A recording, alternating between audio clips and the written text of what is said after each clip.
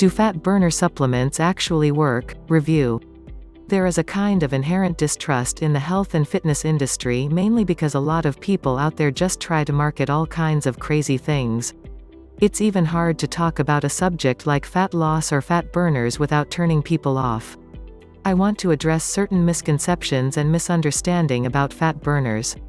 First, I want to break down how fat burners actually work, and if they do work, how do you tell the difference?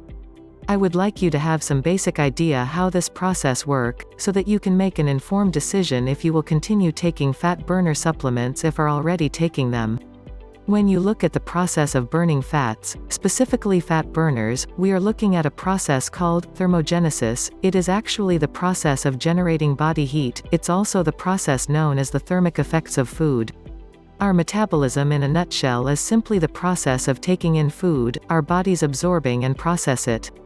Thermogenesis is one of the 3 ways your body legitimately burns fat.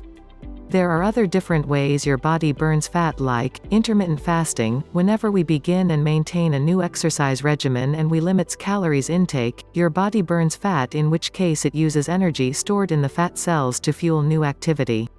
All these are different means to an end when it comes to stimulating one of these 3 things. So, we're talking about thermogenesis, the production of heat, our basic metabolic rate or our natural calories we burn at rest, and of course physical activities.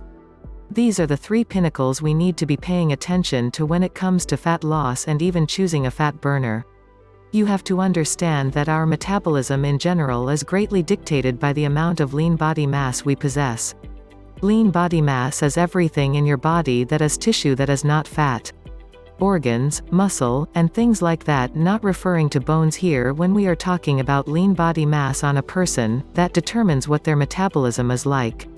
Studies have shown that when you look at it from the standpoint of per kilogram basis, if people have the same amount of lean body mass, their metabolism is usually the same.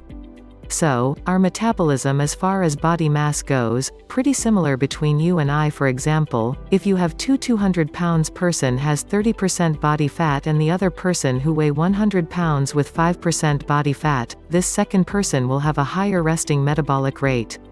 In summary, when we look at fat burners, how does this affect you? Give the example above.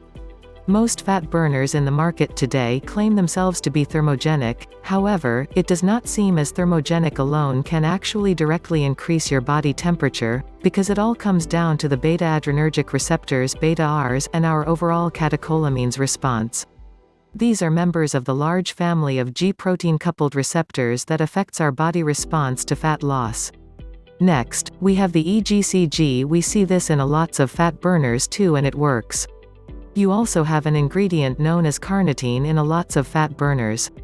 We are told that carnitine allows more fat got into the cells. With this you have triglycerides, 3 fatty acids bound to a glycerol molecule.